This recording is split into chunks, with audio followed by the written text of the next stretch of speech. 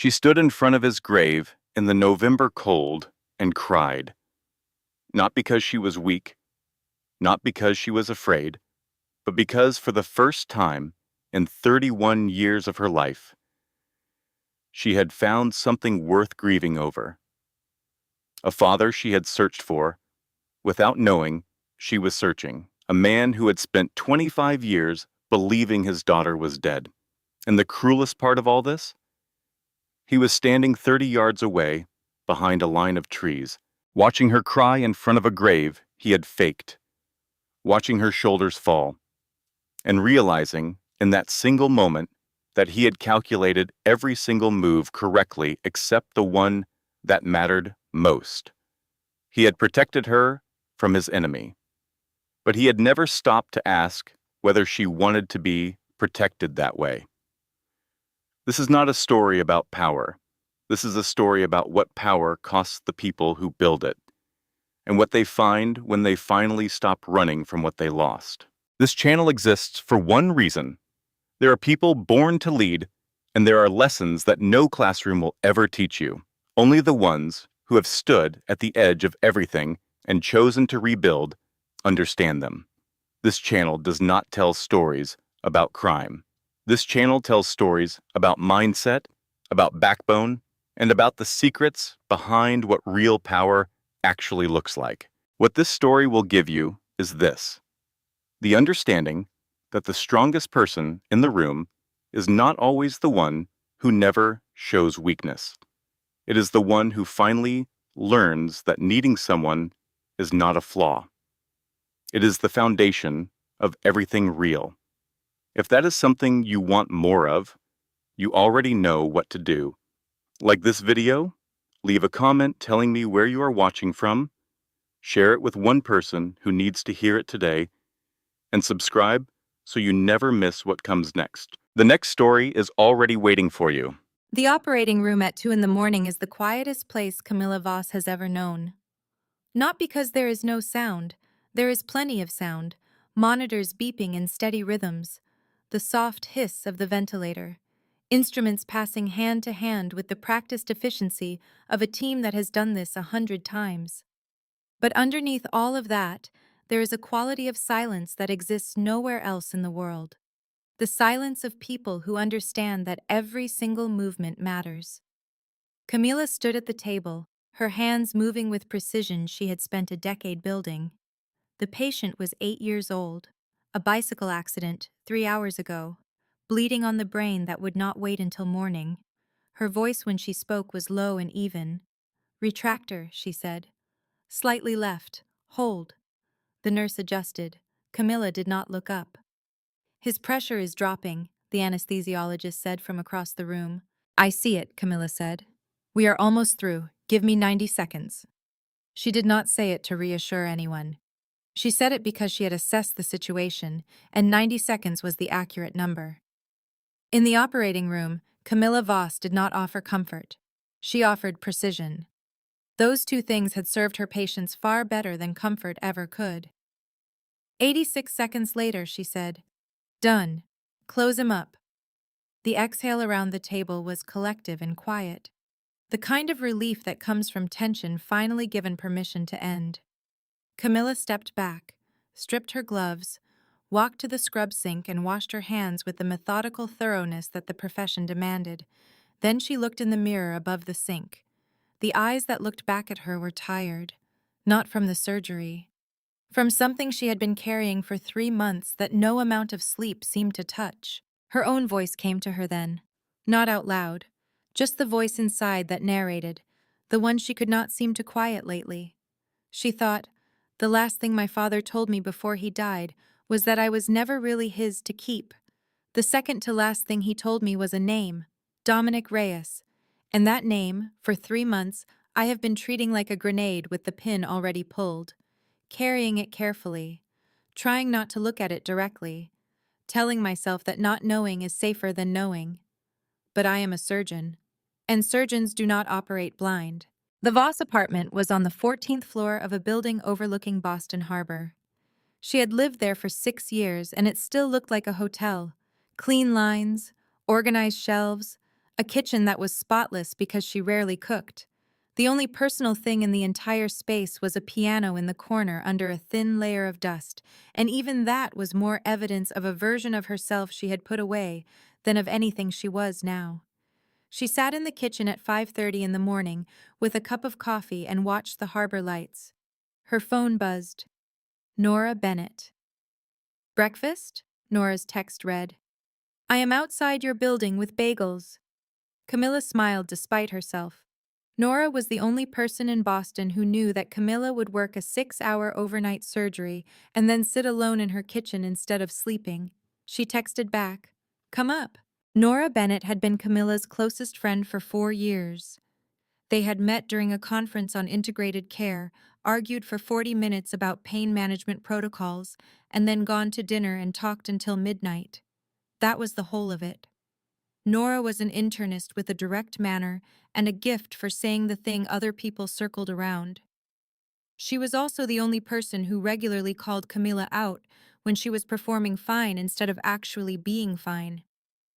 Nora sat across from her at the kitchen table, unwrapped a bagel, and looked at Camilla with the kind of attention that clinical training makes permanent. 3 months, Nora said simply. Camilla said, What? Since Robert died, Nora said. 3 months. And you have had that look on your face the entire time, the one where you are somewhere else. I am right here, Camilla said. No, Nora said. You are in your kitchen, but you are somewhere else. She took a bite of her bagel. I am not asking you to tell me everything. I am asking you to tell me something. Camilla looked at her coffee cup. The truth was that she had researched the name Dominic Reyes for 6 weeks after Robert's death. She had done it quietly, systematically, the way she approached any problem she did not understand yet. What she had found was this. Dominic Reyes was 44 years old. He had been a person of interest to federal law enforcement for more than a decade. He had never been charged with anything because there had never been enough evidence to make a charge stick. He controlled, according to 3 separate investigative journalism pieces and 1 partially declassified FBI field report, a significant portion of the pharmaceutical supply chain running through the Northeast. Not street drugs, prescription medications, the kind of thing that showed up in the hospital system, moved through legitimate channels, and then quietly disappeared into other channels where the margins were different. He was, by any ordinary standard, a dangerous man. He was also, possibly, her father. I got a letter, Camilla finally said. At the hospital, 2 weeks ago. Nora set down her bagel. It had an address, Camilla said, and a name, DR. She paused. I burned it. Did you memorize it first? Nora asked. Camilla looked at her. Nora nodded slowly. Of course you did, she said. She drove to the address on a Thursday at 8 in the evening. 847 Congress Street in South Boston looked from the outside like an ordinary property management office. A modest sign, dim interior lighting, no one visible at the entrance. The absence of obvious security was, Camilla understood, itself a form of security.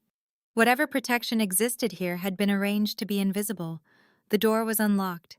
Inside, the space was nothing like she had expected. It was clean, organized. There were large maps on the walls, pinned with careful markings. There were bookshelves with actual books on them, not decorative ones. The space smelled faintly of coffee and paper. There was a man in the corner typing on a laptop who looked up when she entered, smiled broadly, and said nothing. At the far wall, another man stood with his back to the room, studying a map. He did not turn around immediately. She had been inside the room for nearly 10 seconds before he spoke. You drove yourself, Dominic Reyes said. Not a question. Something closer to confirmation. Then he turned. He was taller than the photographs had suggested. The photographs she had found had all been taken from a distance or at angles that made it difficult to read his face. In person, his face was readable in a way that surprised her. Not because it was an open face, but because it was a precise one. The kind of face that had spent a long time learning not to offer more than it intended to. He looked at her for a moment, and she understood that he was confirming something. Then he gestured to a chair. "Sit down, Dr. Voss," he said. "We have things to talk about." The man in the corner had disappeared. She had not noticed him leave. She sat. He sat across from her, and the negotiation began. What Camilla had expected, walking into that room, was pressure. She had prepared for it. She had spent 3 days running scenarios in her head the way she ran surgical plans. If he threatens you, do this. If he tries to charm you, say this. If he lies, you will know because you have spent a decade reading people, and you will know.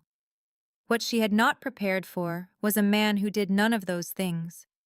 Dominic Reyes sat across from her and spoke the way someone speaks when they have decided that the only strategy worth using is honesty. Not the selective honesty of someone managing information. The honest honesty of someone who has decided, at some point in his life, that lying is a waste of time he does not have. He confirmed it immediately, without her having to ask twice. Marco Vega. He had known Marco. Marco had come to him in 1999 with a child and said the child was part of a debt settlement. "I told him to leave," Dominic said. "I do not traffic in people. That is a line I have not crossed in 25 years, and I have no intention of crossing it." Camilla said, "What happened to the child?" "I did not know," Dominic said, "until 3 months ago." She watched his face when he said that. She was watching for the small, involuntary signals that people produce when they are editing the truth, the micro-adjustments of someone managing a performance. She had learned to read them from years of patients who told her what they thought she wanted to hear instead of what was actually wrong. She saw none of them. He was telling the truth. "You contacted me when Robert Voss died," she said. "I have sources at several hospitals in the city," he said. "I heard about Mr. Voss. I knew the name. I had been looking at that name for a while." "Why?" "Because Victor Salazar knows your name," Dominic said. "And when a man like Salazar starts knowing the name of a civilian with no connection to this world, that civilian has a problem whether they know about it or not." She let that sit for a moment. "You are not saying I am your daughter," she said. He looked at her steadily.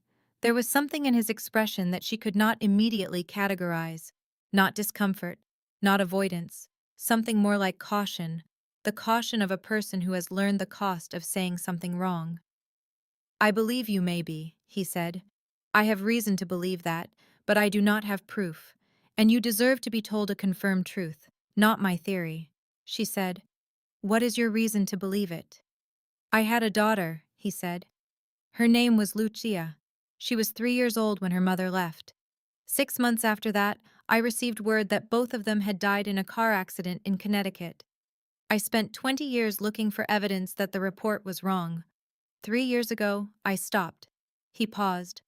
"The person who confirmed that report to me, the investigator I hired who told me there was nothing to find, I recently learned works for Victor Salazar." The silence after that was not the kind that makes people uncomfortable. It was the kind that arrives when something very large has just been placed on a table between two people. Camila sat with it. Then she said, "Why contact me now? If Salazar is the connection, why not handle this without involving me?" "Because you are already involved," Dominic said. "You have been involved since 1999. I did not make that happen. What I can do is give you information so that you are not navigating this without knowing what is actually in the water." He leaned forward slightly. "Here is what I am proposing," he said. "I am building a network of community health clinics in 3 districts in Boston. The project is fully legal. I need a genuine medical consultant, someone with real knowledge of how hospital systems work, not someone I am paying to agree with me. In exchange, I will give you everything I have on Marco Vega, on the events of 1999, and on Victor Salazar's activities, including the things I am not certain you will want to know." "And if I say no," she said. "Then I arrange protection for you from a distance," he said, "because Salazar is my problem, not yours, and I do not leave people exposed to my problems when I have the ability to do something about it." He paused. "You have 48 hours to decide. She stood up, picked up her coat, walked toward the door. Then she stopped. You said you never lie face to face, she said. That is correct, he said. Then I will ask you directly, she said. Do you believe I am your daughter? The pause was very brief, a single breath. Yes, he said. I do. She drove home. She sat in her kitchen until 11 at night with a cup of tea she did not drink. She cried for about 10 minutes, not loudly, just the quiet kind of crying that happens when a pressure you have been managing for a long time finds a small release valve. She had been holding the name Dominic Reyes like a stone in her fist for 3 months. Tonight, the stone had turned out to be something different from what she had expected. She was not sure yet what it was, but it was not what she had been prepared to find. She called Nora at 11:15. He did not threaten me, she said when Nora picked up. Nora said, I will be there in 20 minutes. No, Camilla said. I just needed to tell someone. I am okay. Are you actually okay, or are you performing okay? Nora asked. Camilla thought about it honestly. Something in between, she said. That is the most truthful thing you have said to me in 3 months, Nora said. Get some sleep. Call me tomorrow. Camilla sat in the kitchen for another hour after she hung up. She thought about a man who had been told his daughter was dead for 25 years, who had spent 20 years looking, who had finally stopped, and who had recently learned that the person who told him to stop looking was working for his enemy. She thought about what that felt like. She was a physician. She had delivered difficult news to families. She knew what that kind of grief looked like from the outside. She had never thought about what it looked like from the inside of the person who had been grieving something that was not gone. At midnight, she picked up her phone and sent a single text to the number that had been included at the bottom of the burned letter, the number she had of course memorized. The text said, I accept, my conditions to follow tomorrow morning. She set down the phone and went to bed. For the first time in 3 months, she slept through the night.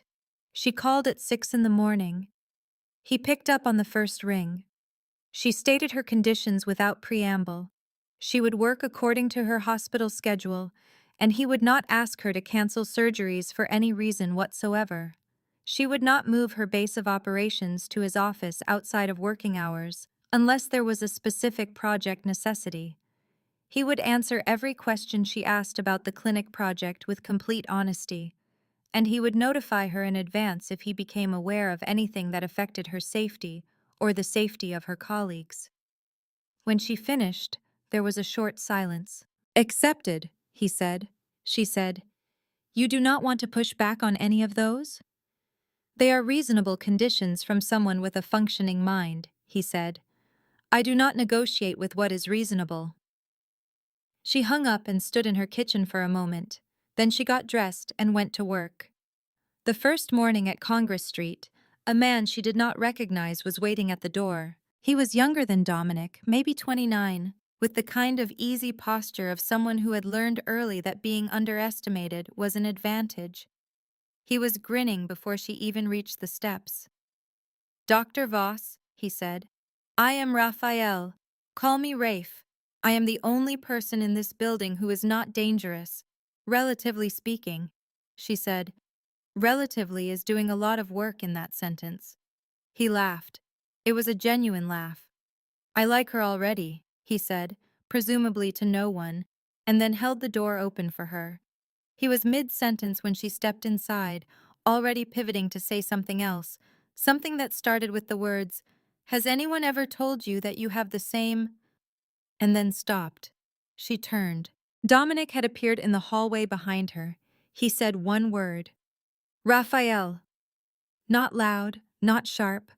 Just the word, said the way you say a word when you have said it many times before, and both parties understand the full weight of it. Rafe's mouth closed. He became very interested in his phone. Camilla looked at Dominic. Good morning, he said, in a tone that did not acknowledge that anything had just happened. She followed him inside and made a note of it. The first supplier meeting was with a company providing imaging equipment for 2 of the 3 planned clinics. 4 representatives around a conference table, Dominic at one end, Camilla beside him in her designated role as medical consultant. She had sat in enough hospital board meetings to know how to perform this role, but instead of performing it, she watched Dominic.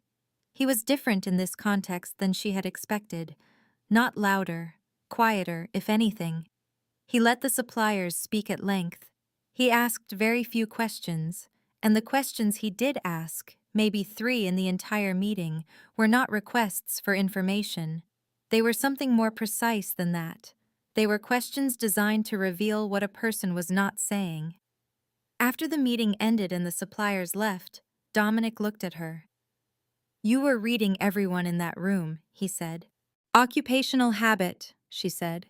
"What did you see?" She paused.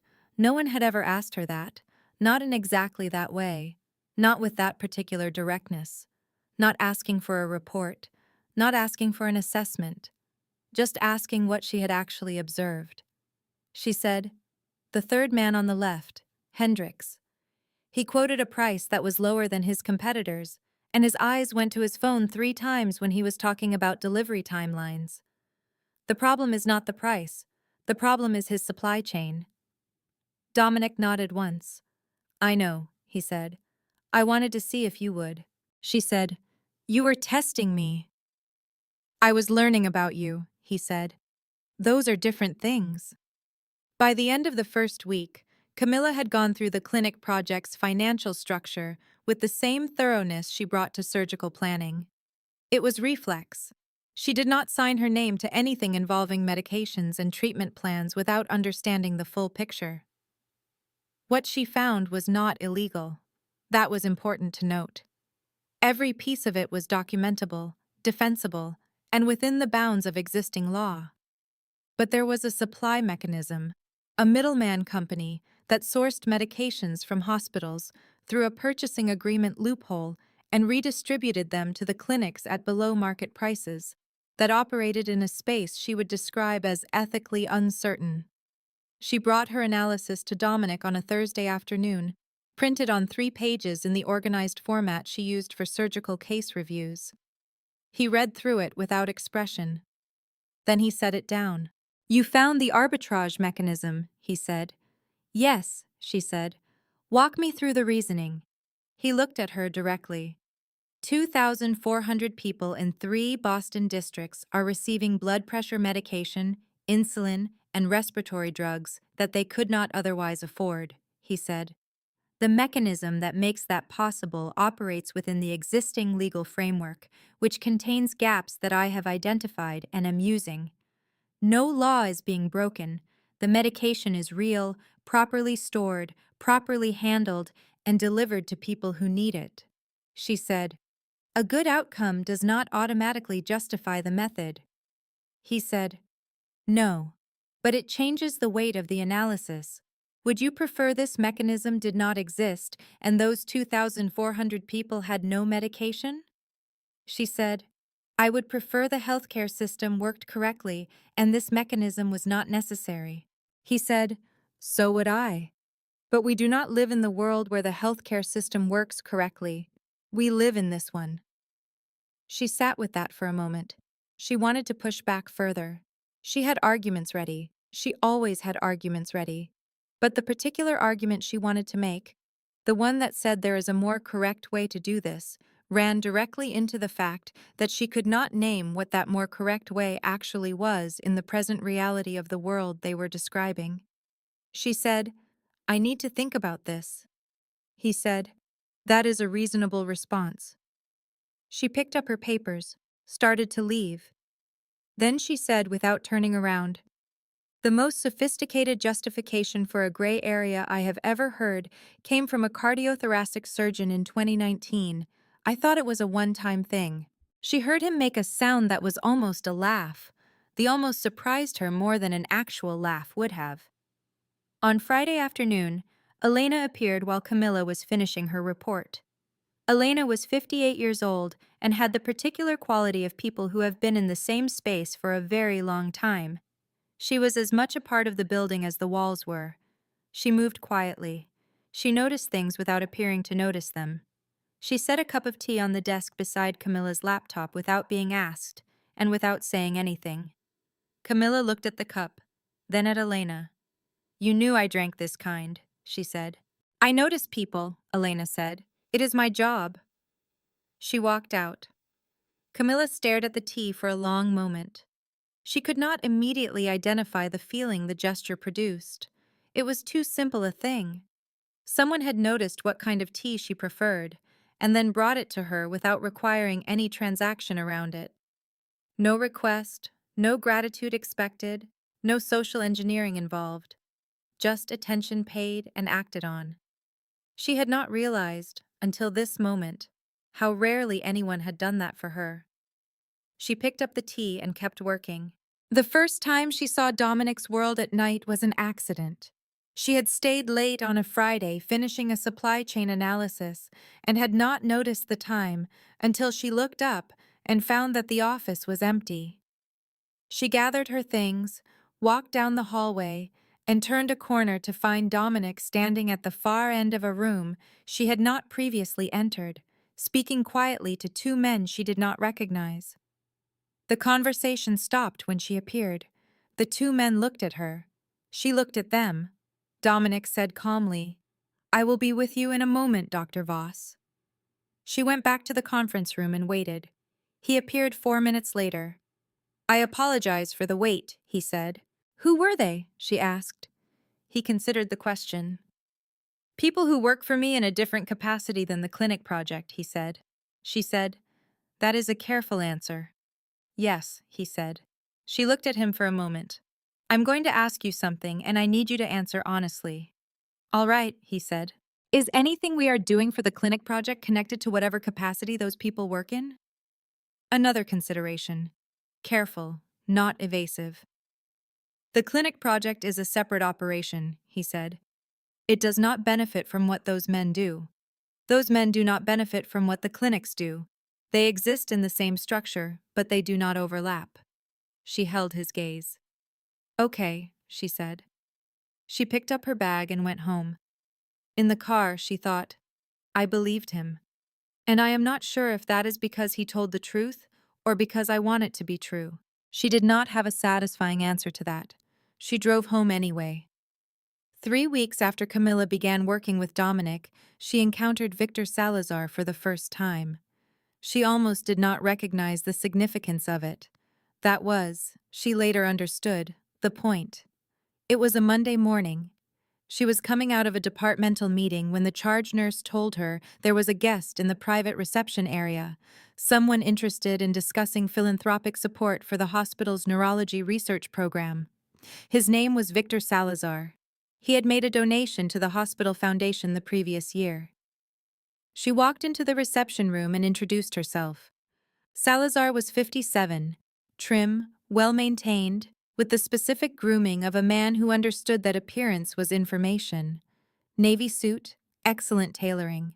A watch that was expensive but not ostentatious. The handshake of someone who had shaken thousands of hands and knew exactly how much pressure communicated confidence without aggression. He spoke warmly.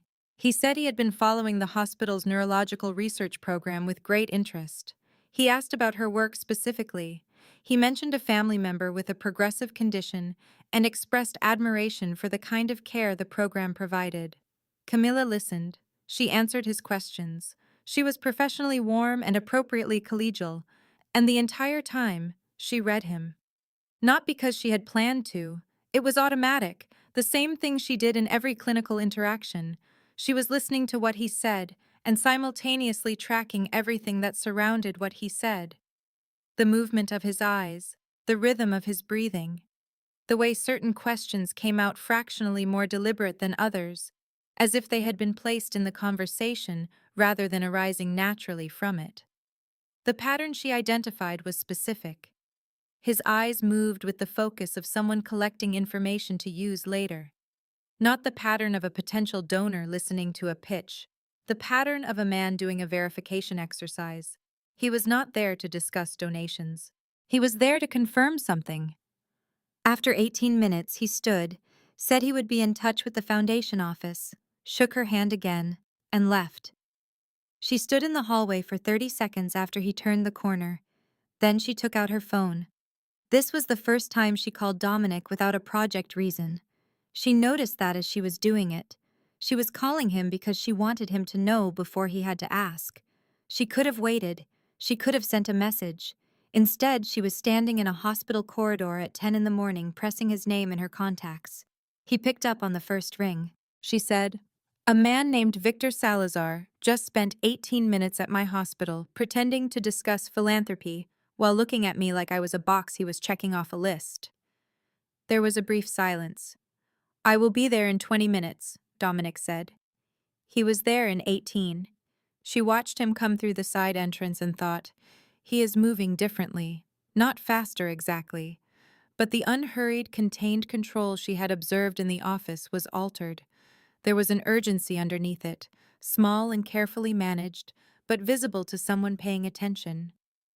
They went to a conference room on the 4th floor. She described Salazar in full: voice, posture, the specific questions he had asked, the movement pattern of his eyes, the signet ring on the third finger of his right hand with wear that was uneven, older than the man's current position would logically explain. That ring belonged to his father, Dominic said. He took possession of it after his father died. No one asked how. She said, "He came to confirm I am connected to you." "Yes," Dominic said. "The question is how he knows." He was quiet for a moment, working through something. Then he said, "There are a limited number of people who are aware that I have been looking into your background. One of them may have been less careful than I required." She said, "What does he want with me?" "Right now, information," Dominic said. "He wants to understand the nature of the connection before he decides what to do with it. Once he understands it, he will make a calculation about how you can be useful to him." She said, "Useful how?" Dominic looked at her. "That depends on what he determines the connection is," he said. She held his gaze. "You mean if he finds out I might be your daughter?" "Yes," he said. She leaned back in her chair and looked at the ceiling for a moment. Then she said, "Tell me about Salazar, all of it." The full picture took 30 minutes to lay out. Victor Salazar had spent his career in the intersection of law, finance, and healthcare. He had never been charged with anything. Like Dominic, he operated in the spaces the law had not yet closed. Unlike Dominic, the people most affected by what he did were not the ones who benefited from it. He controlled significant portions of the private healthcare network across the Northeast. Insurance brokerage companies, medical supply firms, healthcare staffing agencies. On paper, a legitimate healthcare entrepreneur. In practice, a man who had spent 3 decades building mechanisms that extracted money from the sick and the vulnerable and routed it to people who were already wealthy. He and Dominic had circled each other for years, not as open enemies, as two people who understood each other's positions in a shared ecosystem and had thus far maintained a careful distance. "Marco Vega worked for him," Dominic said. Camilla said, "Marco was your partner." "Marco was a contractor," Dominic said. "The distinction matters. He worked for whoever was paying. For a period of time, he worked primarily for me. At other times, he worked for Salazar. The event in 1999, when he came to me with a child, I believe now that Salazar was behind the transaction. The child was not supposed to come to me. What was supposed to happen, I do not know for certain." She said, "And the investigator who told you your daughter was dead?" "Worked for Salazar," Dominic said. "I confirmed that 4 months ago." She was quiet for a moment. "He took her from you deliberately," she said. Dominic said, "He took away a liability." His voice was even, factual in the way of someone who has processed something very painful and arrived on the other side of it. "He knew I had a child. He knew the child was something I could not be fully rational about. Removing that variable was a strategic decision." She said, "She was 3 years old." "Yes," he said. The room was quiet. Then she said, "What do we do now?" That night, the cameras outside her building were tampered with. Dominic's surveillance team identified it at 9 in the evening, and he called her immediately. "I need you to stay somewhere else tonight," he said. "My house has security that cannot be interfered with the same way, or I can have 2 people stationed outside your door. Your choice." She thought for approximately 4 seconds.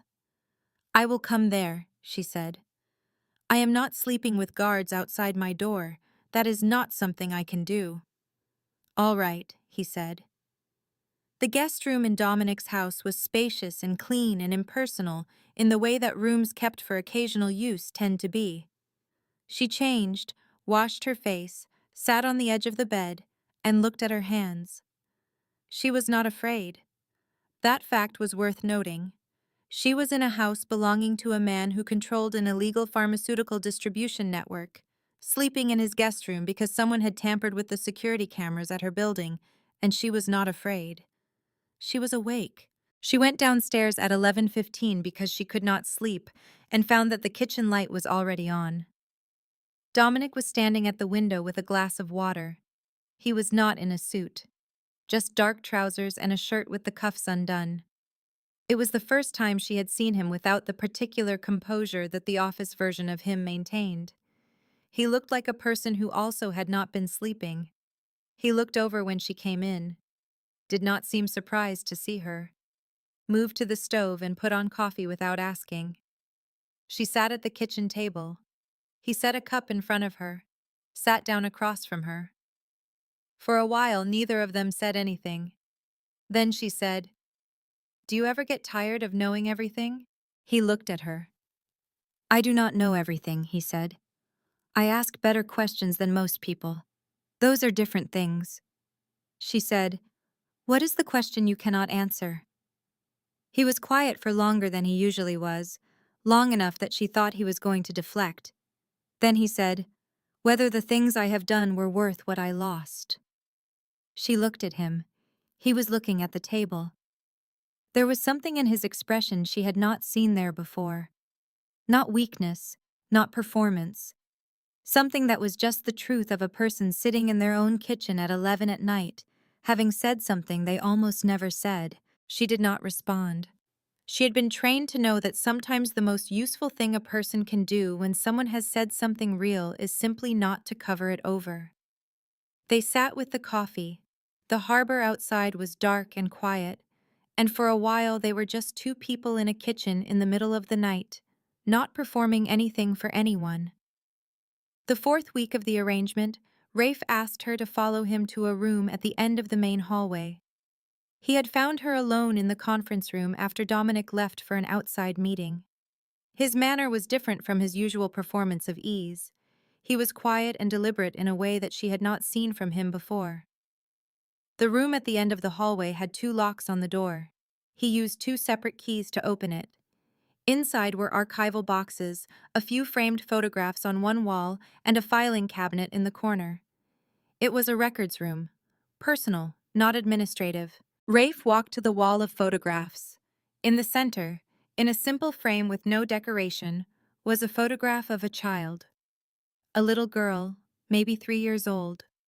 Dark curly hair, laughing into the camera in a way that suggested she had been doing something funny right before the photo was taken. Afternoon light. Whoever had taken the picture had captured something spontaneous. Camilla looked at the photograph. Rafe said, "He has kept that for 25 years. He has never shown it to anyone. Everyone here knows he had a daughter once. Nobody knows this photo exists except me." A pause. "I found it 8 years ago by accident and never mentioned it." She said, "Why are you showing it to me now?" He said, "Because you have his eyes, Dr. Voss." The room was very quiet. "No one in this house," Rafe said, "has had the nerve to say that out loud. But I have been looking at you for 4 weeks, and I cannot keep not saying it." She looked at the photograph for a long time. The child was laughing, unguarded, completely present, the way children laugh before they learn to be careful about what they show. The eyes, even in the photo, even on a small face, had a particular quality, a directness. She said quietly, "Does he know you are showing me this?" No, Rafe said. She nodded once and walked out of the room. She did not go to Dominic. That was the thing that would have distinguished her from most people in that situation. The instinct, the human instinct, would have been to go to him immediately, to confront the possibility, to demand the conversation. She was a physician. Physicians do not operate on instinct, they operate on evidence. That night, alone in her apartment, she built the case on paper the way she did for a difficult diagnosis. She listed what she knew. She listed what she did not know. She identified the variable that could convert a strong theory into a confirmed fact. Then she made the calls. Accessing a genetics laboratory under a research project code was not difficult. She had done it before for legitimate clinical research. She submitted her own sample. She also, carefully and without calling attention to it, retained the coffee cup Dominic had used the previous evening at a meeting she had attended. The cup went into a sealed bag and was labeled anonymously. Both samples went to the same lab under the same research code. She wrote in the submission notes, standard paternity verification, anonymous subjects, research application. The estimated return time was 72 to 96 hours. During those 72 hours, two things happened. The first was that Nora called her on a Tuesday evening with her carefully calm voice. "I need to tell you something," Nora said. "There has been a man. He approached me after my shift last week and I thought he was just being forward, which I handled. Then he approached me again today at lunch. He knew my name. He knew I was your friend. He asked me very casually about your schedule, what days you work, what time you usually leave." A beat. "Then he offered me a number to keep him updated." Camilla went cold. "What did you say?" she asked. "I told him I was not that person," Nora said. "And then I walked away and called you." Another beat. "Camila, what is going on?" "You are not in danger," Camila said. "But I need you to trust me for a few more days and then I will tell you everything. Can you do that?" "I am already doing it," Nora said. "That is why I called you instead of the police." She hung up and called Dominic. He said before she could finish describing the situation, "I know. I have been outside your building since this morning." She went to the window. She could not see the street from where she was standing. "Since this morning," she said. "Yes," he said. "You did not tell me," she said. "You would have told me to leave," he said. She stood there. He was right. That was the problem with his answer. It was accurate. If he had called her this morning and said, "I am going to stand outside your building today because I think Salazar is watching you," she would have said that it was unnecessary and that she could handle her own security arrangements, and she would have been wrong about that. "Come inside," she finally said. "I will make coffee." He appeared at her door 4 minutes later. The second thing that happened was that Salazar's presence at the hospital was confirmed from a second angle. A pharmaceutical auditor appeared mid-week claiming a routine compliance review. He was not from a government agency. Camilla had learned to check these things. He was from a private consulting firm. She researched the firm. She found the chain of ownership that led, through two shell companies in Delaware, back to a parent organization connected to Salazar's medical network. She brought that to Dominic.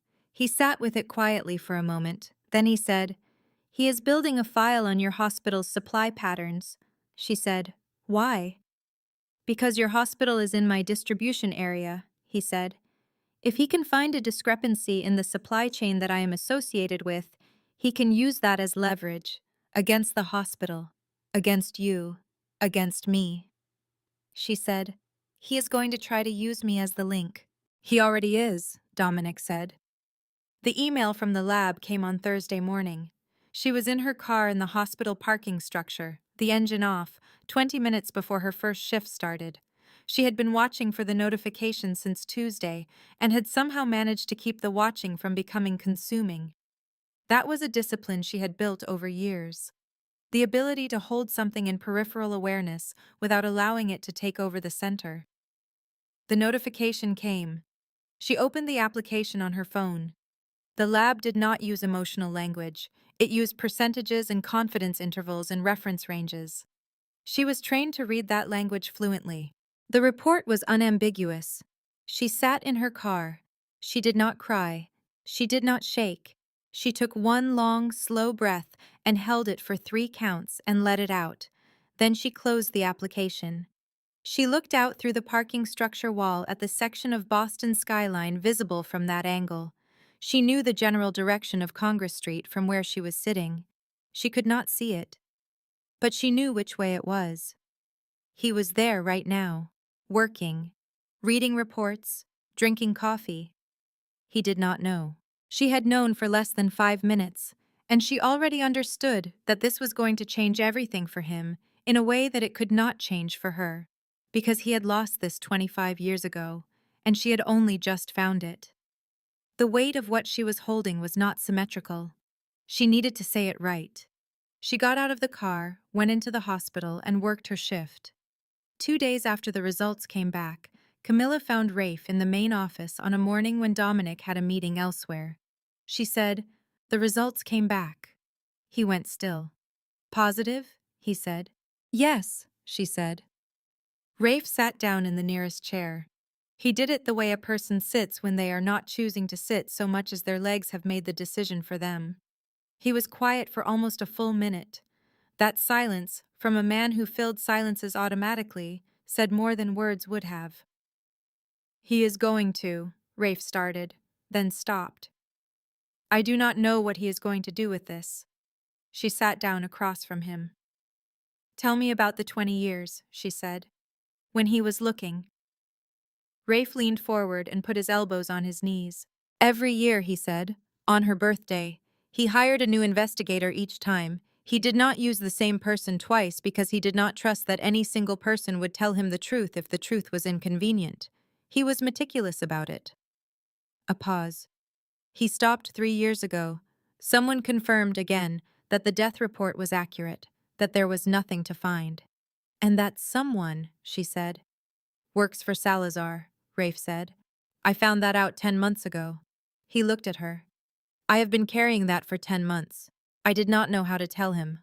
I was afraid that if it turned out the child was alive and had grown up without him and did not want to be found, the knowing would break him in a way that finding nothing had not." He paused.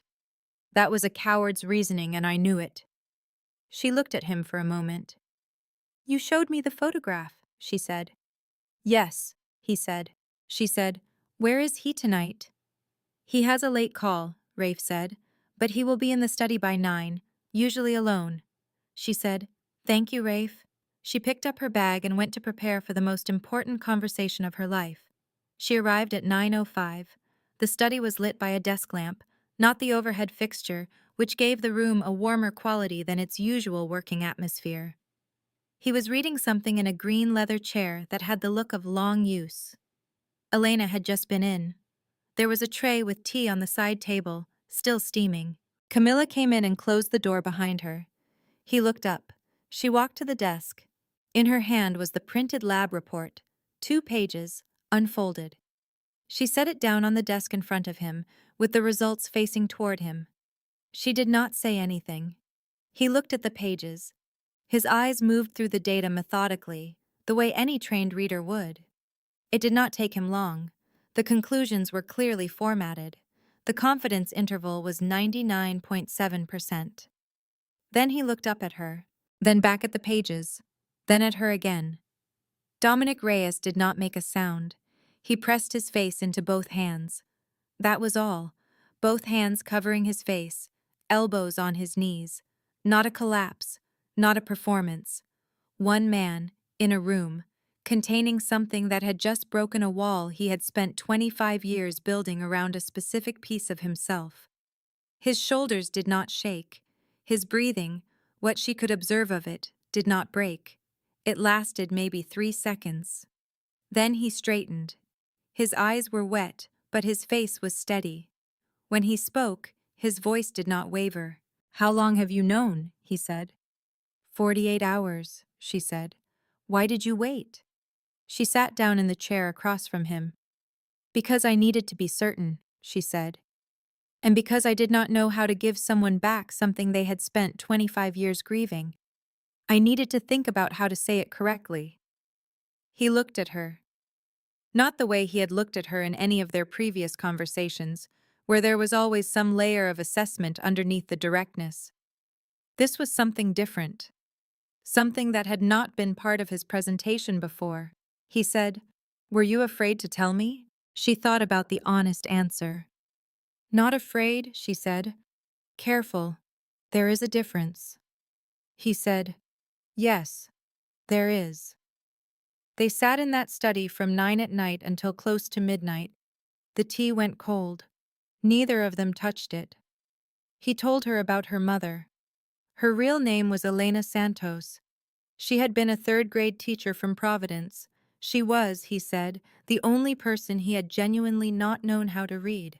And he had loved her for exactly that reason, because every other person in his life he had eventually figured out, and she had stayed a constant source of genuine surprise. He told her about the night she was born. He had been 31. She had cried very loudly for exactly 9 minutes, and then gone to sleep, as if the crying had simply been a formality. He had named her Lucia. He did not explain why that name. He said it had simply felt right.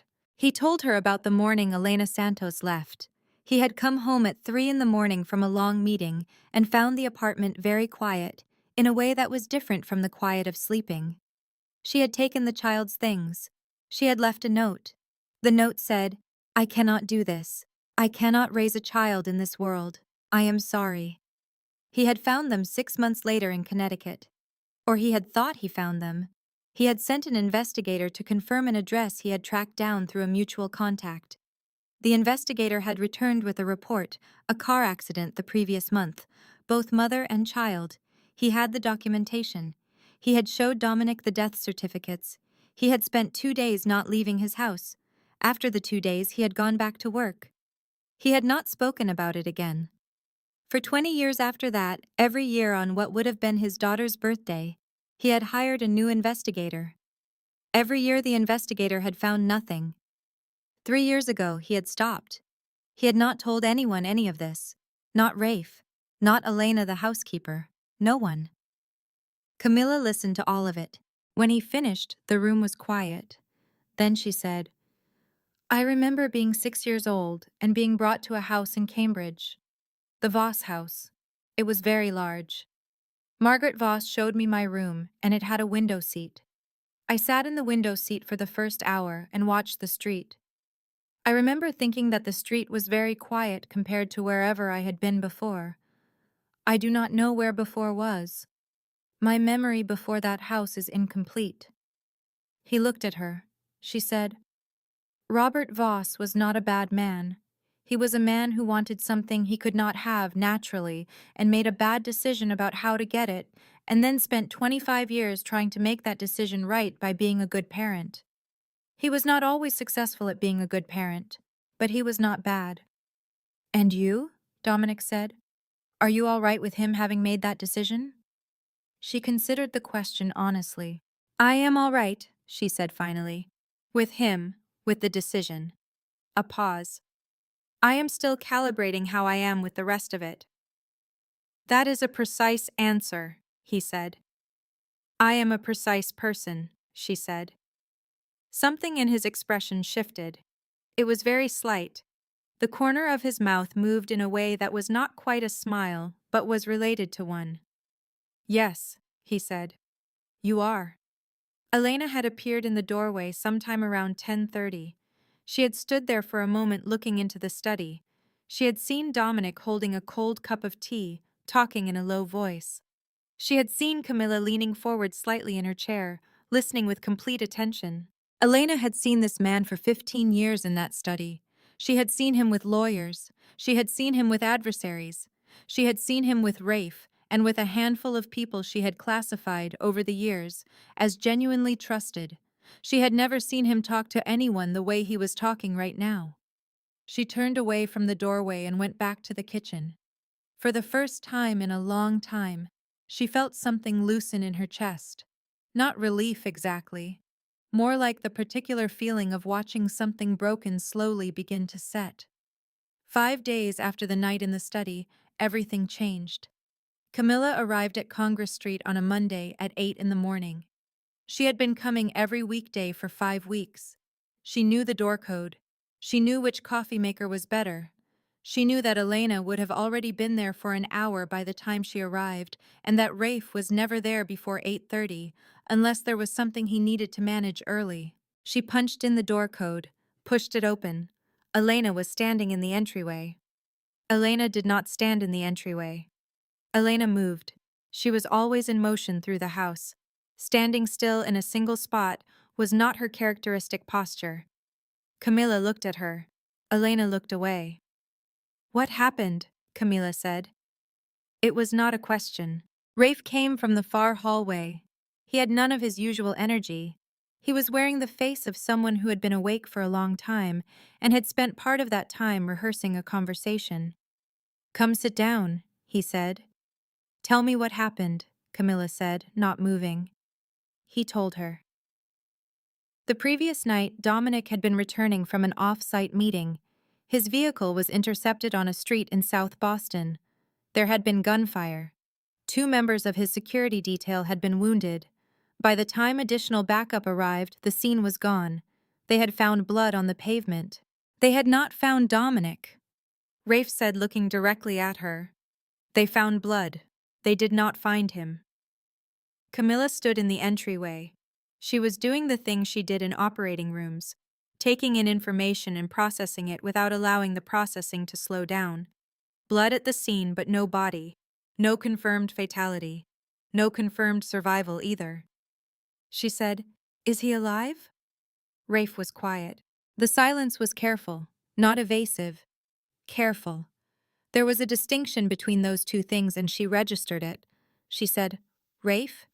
He said, "I cannot tell you anything right now that I know to be true." She looked at him for a long moment. "I see," she said. She sat down. 2 days passed. Then Rafe told her quietly that there would be a small gathering, a private observance. A grave marker had been placed. Not a public ceremony, just something for the people who had mattered. The date was Thursday. She drove herself to the cemetery on a gray November morning. She had told herself she was going to observe. That was the word she used, even in her own interior monologue. Observe, confirm. Give her neurological processing the visual data it needed to accept a fact that it was having difficulty accepting through audio alone. She was a physician. She had stood at 12 bedsides in her career when a person drew their last breath. She understood death. She knew its structure. She was not afraid of it. She had the professional capacity to be present with it in a way that most people did not. She parked the car. She walked across the wet grass to the section Rafe had described. The headstone was simple. Dark granite, his name, 2 dates, nothing else. She stood in front of it. She had expected to feel the thing she felt in clinical settings, the particular quality of presence that allows you to be in the room with something final and remain functional, the professional steadiness. She did not feel that. What she felt instead was this.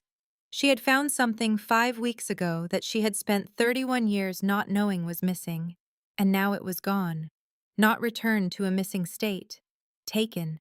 Taken from her by someone who had decided that the chess game he was playing was more important than anything she might have needed from the result. Her shoulders dropped. She was not performing. She was not performing for the 3 other people who were standing at a distance. She was not even fully aware that she was doing it. The dropping of her shoulders was the physical expression of something internal, letting go of a tension it had been maintaining at considerable cost. And then she cried, quietly, without sound. Just tears on her face in the November gray, standing in front of a piece of granite with a name on it. She stood there for several minutes. Then she straightened, wiped her face with her sleeve, a completely unself-conscious gesture, the gesture of someone who has forgotten they might be observed. She took one more long look at the headstone.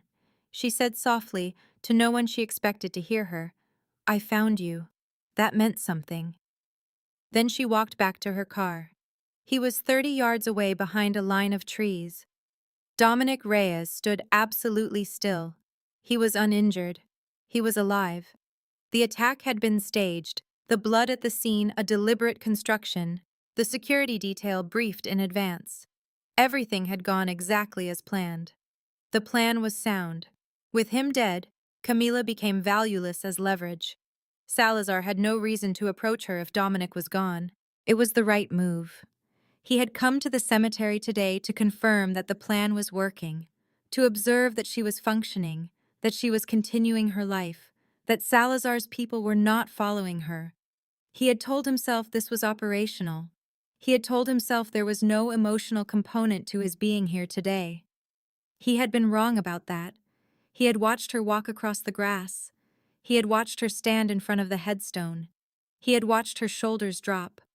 He had been watching for 20 years for evidence of this. Not of her, specifically. Of a person who might grieve for him. He had told himself, in the way of someone who has learned to be realistic about what they have built their life into, that no such person existed. That the choices he had made him a person for whom grief from another human being was not a reasonable expectation. He had been watching her shoulders drop for 3 seconds, and he understood that he had been wrong. She had known him for 6 weeks. She had approached the situation with systematic caution and professional precision and had allowed nothing to move faster than her evidence supported. And she had stood in front of a fake grave in November and cried without making a sound. He had protected her from Salazar. He had not thought to ask whether this was the kind of protection she would choose. He stood in the shadow of the trees for a long time after she walked back to her car, long enough that Rafe, who was standing 40 feet behind him, began to shift his weight from one foot to the other, long enough that the November cold had fully settled into his coat. Then he said without turning around, "Call Elena. Tell her I'm coming home tonight." "Are you sure?" Rafe said. "Yes," Dominic said. He watched her car pull out of the cemetery lot. He watched it until he could not see it anymore. Then he walked back to his own car. He had a conversation to have that he had not prepared for. That was an unusual sensation for him. He prepared for things. He did not like the feeling of having been wrong about something important, and he liked even less the feeling that the wrongness was not about tactics, but about something the tactics had been built on top of. He drove toward Boston. She was in her kitchen at 8 in the evening when the doorbell rang. She had been sitting at the kitchen table since coming home from the cemetery. She had not eaten. She had made tea and not drunk it. She had not called Nora. She had not opened her laptop. She had just sat and looked out the kitchen window at the harbor and let the afternoon become evening and the evening become dark. She opened the door. He was standing in the hallway. She looked at him. He looked at her. Neither of them said anything for 3 seconds. The 3 seconds had the quality of a breath being held and then released. She stepped aside. He came in. She closed the door. She went back to the kitchen. He followed. She sat down at the table. He sat down across from her. She did not raise her voice. She did not break anything. People who did not know her well would have expected those things. People who did know her well would have recognized that the measured, very quiet energy she was bringing to this moment was the more serious version. She said, "You can explain, or I can start with what I have already figured out on my own." He said, "I will explain." He did, completely. The plan, the reasoning, the operational logic. Salazar knew she was connected to him. The most effective way to eliminate her as leverage was to eliminate the thing she was leverage against. A confirmed death, with physical evidence, spread through the right channels, was the cleanest solution available on a short timeline. She listened to all of it. "When were you going to tell me?" she said. He said, "After the outcome was confirmed, after Salazar had accepted it and moved on." She said, "And in the meantime?" He said, "In the meantime, you would have been safe." She said, "I would have been grieving something that was not real." He was quiet. She said, "You have 3 rules. One of them is that you do not lie face to face. What were you doing at my door on Thursday morning when you had Rafe tell me you were missing?" He said, "I was not present." She said, "That is a very careful answer." He said, "Yes." She looked at him steadily. I am not angry because you tried to protect me, she said. I am telling you something specific. You made a decision about my experience, my grief, my 48 hours, without asking me. And you are a man who does not do anything without calculating the relevant factors first. You calculated everything except whether I would care. He was still. Then he said, I thought you would be all right. She said, You thought 6 weeks was not enough time to build something real. A pause. Yes, he said. She said, You were watching from the trees. It was not a question. She had read it in how his face moved when she said the word cemetery. The slight change in focus that a person produces when they are trying to keep something out of their expression and are not entirely succeeding. He said, Yes. She said, You saw me at the grave. He said, Yes. She said, And you understood that you had been wrong. Yes, he said. The kitchen was quiet. She looked at him for a long moment. Not with anger, with something more complicated than anger. The thing that comes after anger has been examined and put away in favor of something more useful. She said, I need you to understand one thing. You can protect me by asking me first. You do not need to protect me from my own decisions. He said, I know how to keep people safe by keeping them out of it. She said, That is how you protect the people who work for you. That is not how you protect someone who is your equal. She paused. And if you want something real between us, you have to decide which one I am. The room was very quiet. He said slowly, You stood in front of that grave and cried. Not from fear. Not from not knowing what to do. A pause. Why? She looked at him. The honest answer was sitting right there. She had been carrying it since the cemetery and she was tired of carrying it without putting it down somewhere. She said, Because I had just found you, and I had not gotten used to having you before I thought I had lost you. He sat with that for a long time.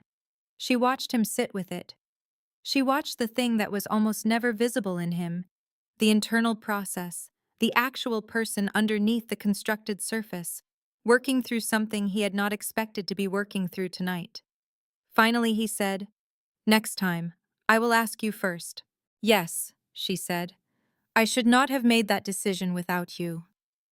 No, she said. You should not have. He said, I am sorry. She looked at him. I know, she said. Later, with coffee that was actually being drunk, she said, The clinic project. He looked at her. She said, Walk me through what it actually was. He said, What you were actually building. Yes, she said. He was quiet for a moment. Then he said, For 3 years I have been building a case against Salazar. Not a physical case, a legal one. The kind that survives scrutiny. The kind that federal prosecutors can use. To do that, I needed documentation of his supply chain activities in a format that a medical expert could verify and that could be presented in a court proceeding. He paused. Your analysis over the past 6 weeks produced exactly that. The supply chain anomalies you identified, the distribution pattern discrepancies, the documentation of the arbitrage mechanisms running through his medical network. It is coherent, it is expert testimony quality, and it is built by someone with no criminal record and a professional standing that is unimpeachable. She said, You used me. I used your expertise, he said, with the intent of protecting you, which I understand was not the frame you were given. She looked at him. He said, If I had told you the full purpose at the start, you would have needed to decide whether to participate in my operation against an organized crime figure. That decision would have put you in a different legal and personal position than simply consulting on a clinic project.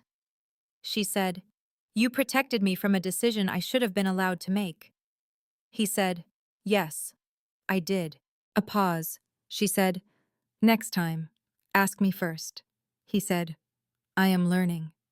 She looked at him for a long moment. There was something in his expression that was different from anything she had seen there before. not the particular closed surface of the man who ran an operation and kept his calculations private. Something more like a person who had recently had a floor removed from underneath him and was in the process of discovering that the space below was not a fall, but a landing. She said, "Salazar still needs to be handled." "Yes," he said. "And you have the documentation?" "Yes." "Then let us finish it," she said. "Correctly this time, together."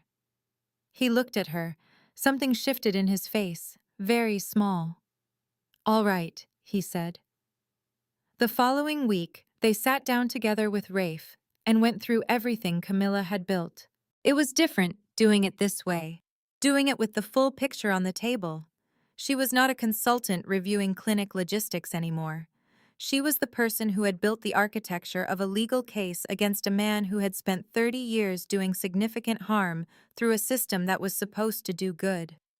Knowing that changed how she held the work. It made it feel less like analysis and more like something that mattered.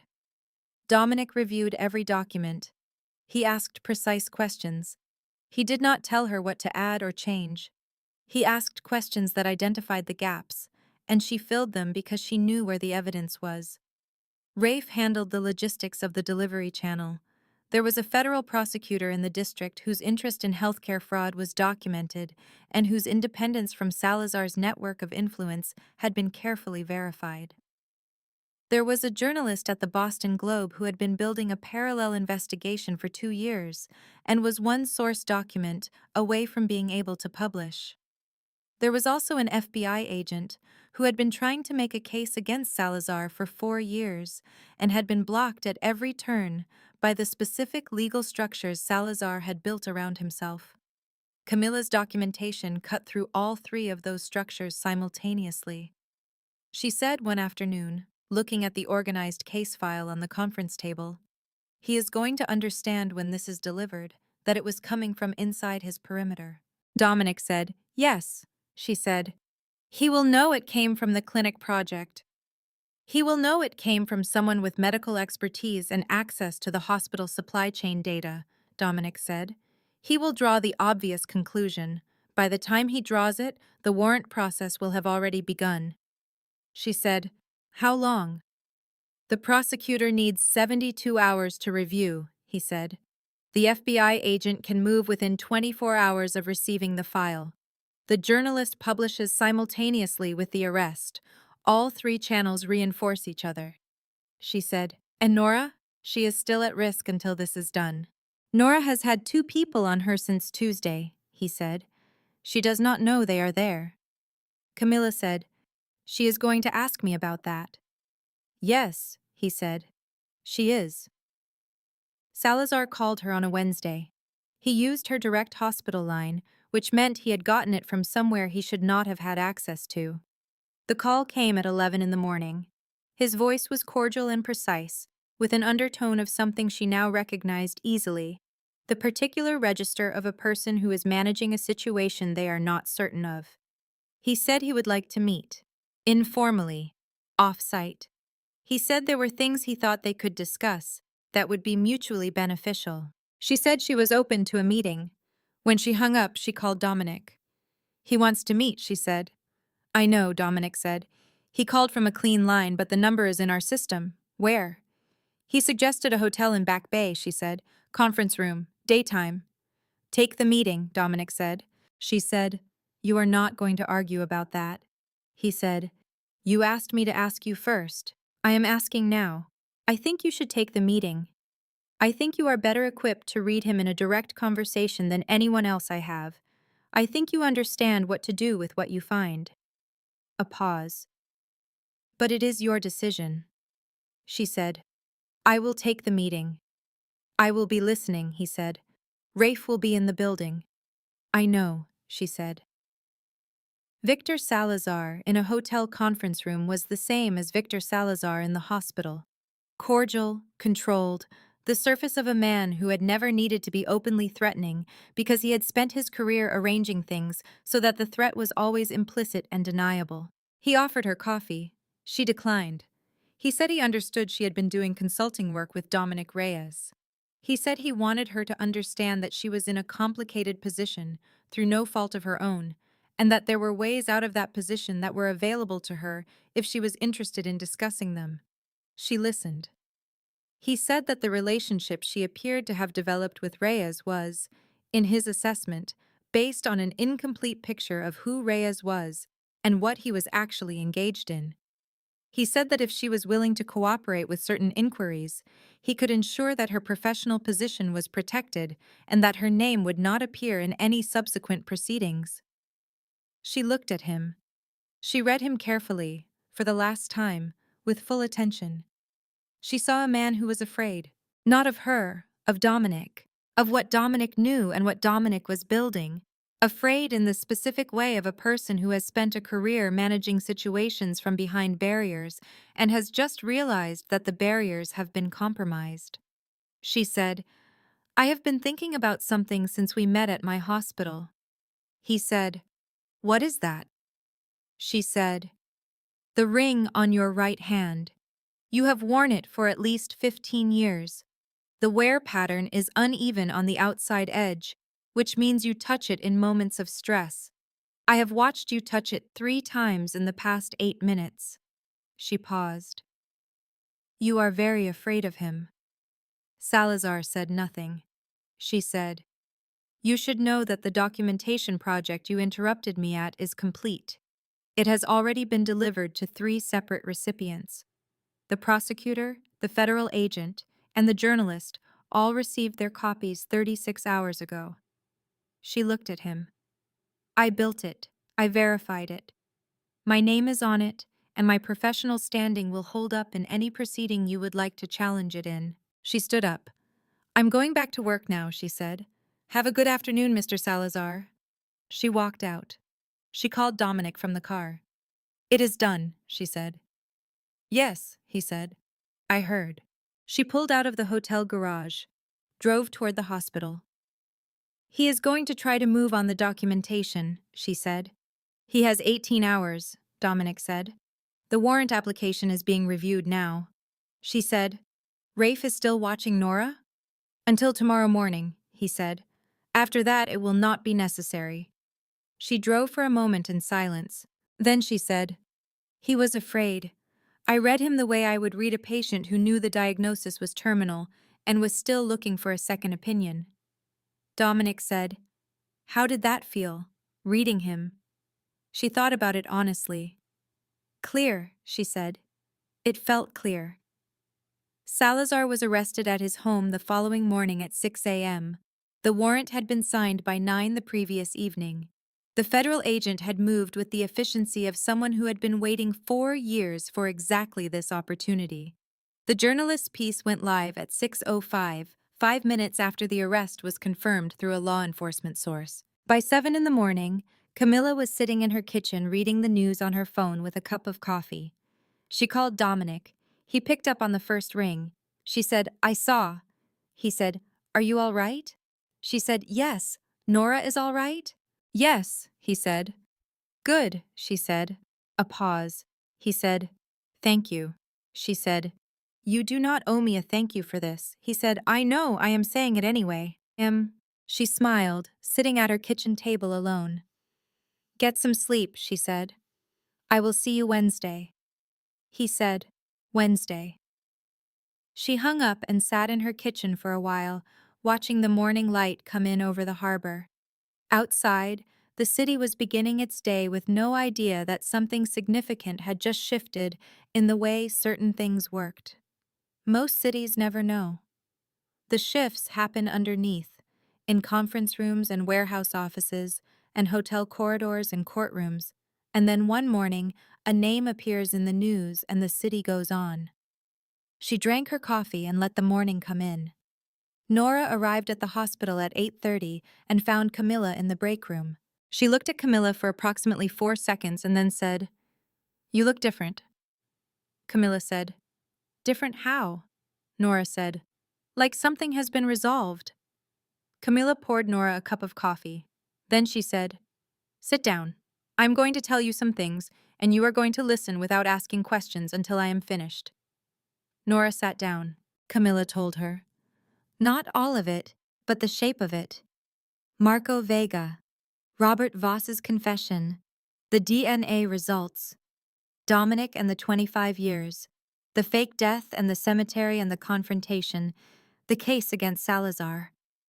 When she finished, Nora was quiet for a long moment. Then Nora said, "So the man who stood outside our building for 2 months." Camilla said, "My father, apparently." Nora said, "Camilla." Camilla said, "I know." Nora said, "I mean, he is very." Camilla said, "Nora." Nora said, "Right, your father. Completely out of line for me to comment on. I am stopping." A pause. "But I want it noted that I am stopping with great effort." And Camilla laughed. A real one.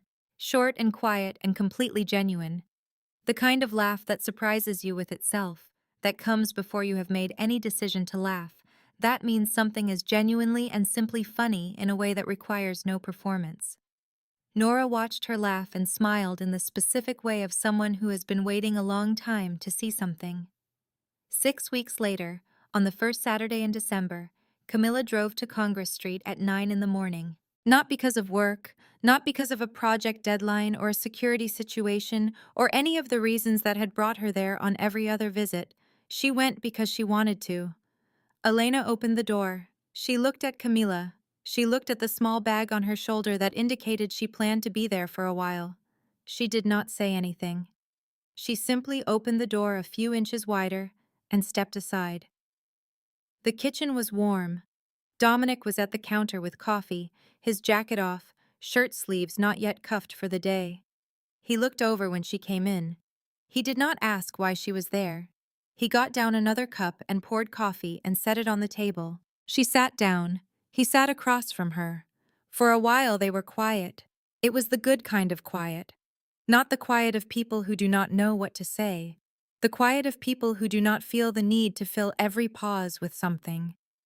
Then Rafe appeared in the kitchen doorway, looked at both of them and said, "Am I interrupting?" Dominic said, "No." Rafe got himself coffee and sat at the far end of the table and ate a piece of toast and did not say anything for almost 4 minutes, which was a personal record. Then he said, looking at neither of them particularly, "I just want to say that I am very glad no one is dead." Dominic said, "Raphael." Rafe said, "No, I mean it genuinely. This is a better outcome than most of the scenarios I was running 2 months ago." Camilla looked at Dominic. He looked back at her. Then he said quietly, not making a performance of it, "She had her mother's way of deciding something. When she had made up her mind, she made up her mind, and there was no going back."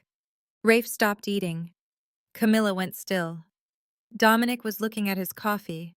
He had said it without apparent calculation. It had simply come out, the way things come out when a person has stopped performing. Rafe looked at Camilla. She looked at Rafe. Then they both looked at Dominic, who did not look up. Nobody said anything for a moment. Then Camilla said, "She sounds like she was difficult to argue with." Dominic said, "Nearly impossible." She said, "Did you win arguments with her?" He thought about it. "Occasionally," he said. "The ones where she was not entirely certain she was right." A pause. "Those were rare."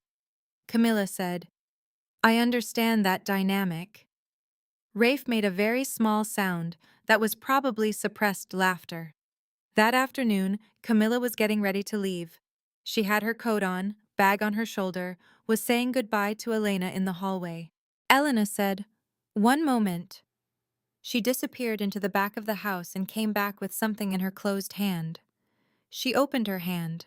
It was a bracelet, infant-sized, a delicate gold chain with a small tag, engraved with a single name, Lucia. The engraving was slightly uneven, done by hand, probably, or by a shop that did custom work.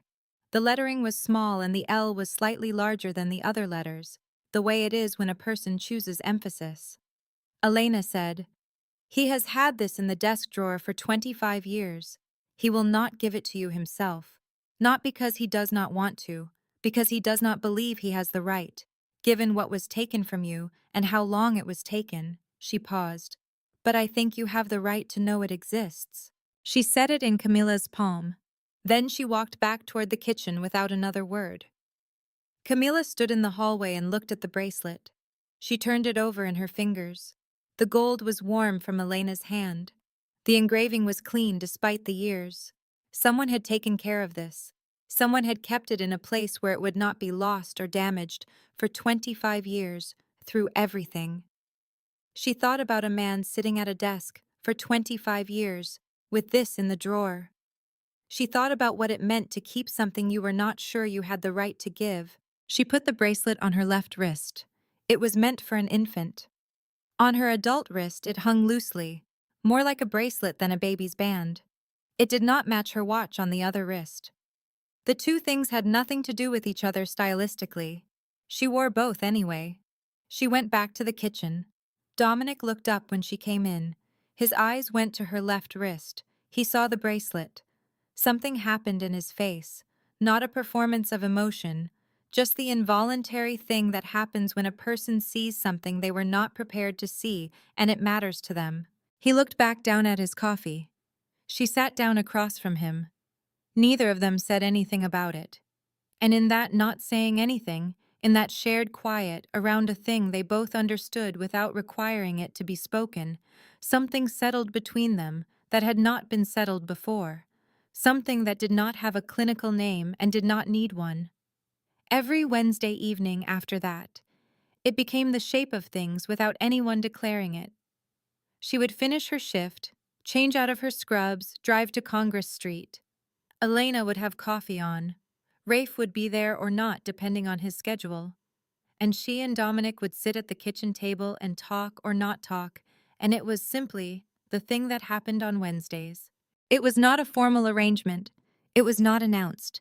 It was the kind of thing that develops between people who have stopped needing to negotiate everything and have started simply being in each other's presence because that is what they prefer.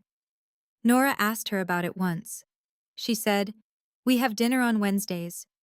Nora said, "Every Wednesday?" She said, "Yes." Nora looked at her for a moment.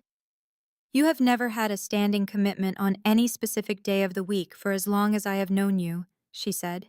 Camilla said, "I know." Nora nodded slowly. "Okay," she said. The 6th Wednesday evening in December, Rafe had plans. Elena had gone to her room after setting out coffee. It was just the two of them at the kitchen table with the harbor dark outside the window. She was looking at the bracelet on her wrist. He was watching her look at it. She said, "When you named her, did you name her before she was born or after?" He said, "After. Her mother asked what I would want to call her, and I said Lucia before I had finished thinking about it. She asked why. I did not have a specific reason. It was just the right word." A pause.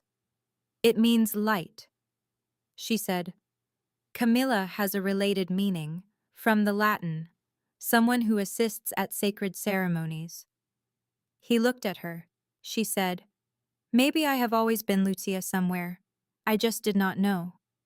He was quiet. She looked at him. "The thing Rafe told me," she said, "about the cemetery, about you being there." He was still. She said, "You stood outside my hospital the day the news spread, for 2 hours, watching to see if I reacted." He said, "Yes." She said, "I went into my shift on time, same as always." He said, "Yes." She said, "You went home not knowing." He said, "Yes." She looked at him. He was looking at the table, not avoiding her exactly, just sitting with something. She said, "For the record, I called Nora the afternoon the news broke. She came to my apartment. I could not explain to her why I was upset without telling her the whole story, which I was not ready to do. So I told her I had received some difficult news about work." A pause. "I sat on my kitchen floor for about 45 minutes. Elena came up with coffee that evening. I did not drink it, but I was glad she was there." He looked up. She said, "You wanted to know if you mattered. You do. You did. Even then, 5 weeks in, with everything being as complicated and uncertain as it was, you mattered." He looked at her for a long moment. Then he said, I am sorry I was not there. She said, You are here now. He said, Yes. Later that same evening, she was reading something on her phone and he was reviewing a document at the other end of the table when he set the document down. She looked up. He said, I have been avoiding asking you something for 6 weeks. She said, I know. I have been waiting for you to get there. He said, I did not want to ask until I was reasonably certain of the answer. She said, That is a very you way to approach it. He said, Are you staying? Not asking about the house, not asking about the work, not asking about any specific arrangement or future plan.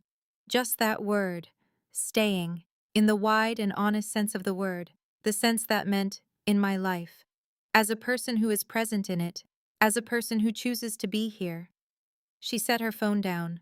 She looked at the bracelet on her wrist, at the small engraved name she had been wearing for 6 weeks, at the man across the table who had kept that bracelet in a drawer for 25 years because he did not know if he had the right to give it, but could not make himself throw it away. She thought about what it meant to stay, not as a location, as a choice, as something a person does on a Wednesday evening when they drive somewhere because they want to be there, and the next Wednesday, and the one after that. She looked at him. She said, I am not going anywhere. He nodded once, small, no performance around it. The kitchen was quiet. The harbor outside was dark. The coffee between them was going cold. And they sat in the quiet the way two people sit when they have said the most important thing that needed saying, and everything that comes after it is just time. Some nights, she drives back to her apartment after the coffee and the kitchen, and the conversation that is sometimes long and sometimes barely anything at all. Some nights she sits in her car in the parking garage at the hospital before a shift and thinks about what it means to have found something you did not know you were looking for. She thinks about a man who spent 25 years running a world that no one was supposed to be able to touch, who kept a small gold bracelet in his desk drawer because throwing it away was a thing he could not make himself do, who faked his own death with the precision of someone who had never miscalculated a single significant move in his professional life, and then stood in the cold behind a line of trees and understood, watching her shoulders fall, that he had miscalculated the one that mattered most. She thinks about sitting in a kitchen at midnight with coffee, about a man who asks better questions than most people, and who answered one question at 9 in the morning on the first ring when she called him without a project reason for the first time. She wears the bracelet every day, on her left wrist, loose, next to nothing that matches it, which is fine because some things do not need to match to belong together. Her name is Camilla Voss. She is a neurosurgeon. She is 31 years old, and for the first time in her life, she has something she did not know was missing, and someone who is learning, imperfectly and with great deliberateness, to ask before deciding. And somewhere in the small engraving on a thin gold band, she is also Lucia. Both things are true. Both things are her. And for the first time in 31 years, that is completely enough. This work of fiction is a product of the author's imagination. Any resemblance to actual persons, living or dead, events or locales is purely coincidental. The narrative is intended solely for artistic and entertainment purposes and should not be interpreted as a reflection of real individuals or factual occurrences. Before we close this story, I want to sit with you for just a moment. Because this was never really about a mafia boss. And it was never really about a daughter who found her father too late. It was about something much quieter than that. Something most of us spend our entire lives circling around without ever saying directly. It was about what happens when a person who has built everything, and I mean everything, out of self-sufficiency, finally has to reckon with the fact that self-sufficiency, taken far enough, becomes its own kind of prison. Dominic Reyes spent 25 years being the most prepared man in every room. He calculated, he anticipated, he protected. He was never wrong about the important things. And yet, he stood behind a line of trees in November watching his daughter cry in front of a grave he had built himself. And he understood in that single moment that he had missed the most important calculation of all. He had never asked whether the person he was protecting wanted to be protected that way. That is the first lesson this story carries. Real strength is not the ability to make decisions for the people you love. Real strength is having the courage to ask them first. Control dressed up as protection is still control. And the people worth keeping in your life will always be the ones who call you on exactly that. The second lesson is about truth. Dominic had one rule he never broke. He would not lie face to face. In a world built on deception and leverage and managed information, he kept that one thing clean. And it was precisely that one thing, that single, stubborn commitment to honesty and direct conversation, that made Camilla trust him when everything in her training told her not to. We underestimate how rare real honesty is and how much people are starving for it. The third lesson is about grief and the things we carry. Dominic kept a bracelet in a desk drawer for 25 years, not because he was sentimental, because he could not make himself let go of the possibility that it still meant something. There is wisdom in that. Not everything that looks like moving on actually is. Some things deserve to be kept. Some losses deserve to be honored rather than buried. The people who taught him that were not therapists or philosophers. They were the ones who showed up on a Wednesday and did not ask for a reason. And the final lesson, the one that lives in Camilla's last words, is simply this. You can carry two names, two histories, two truths about who you are. They do not cancel each other out. They belong to you at the same time. And the moment you stop needing them to be resolved into one clean story is the moment you finally become whole. Some things do not need to match to belong together. That is enough. That has always been enough.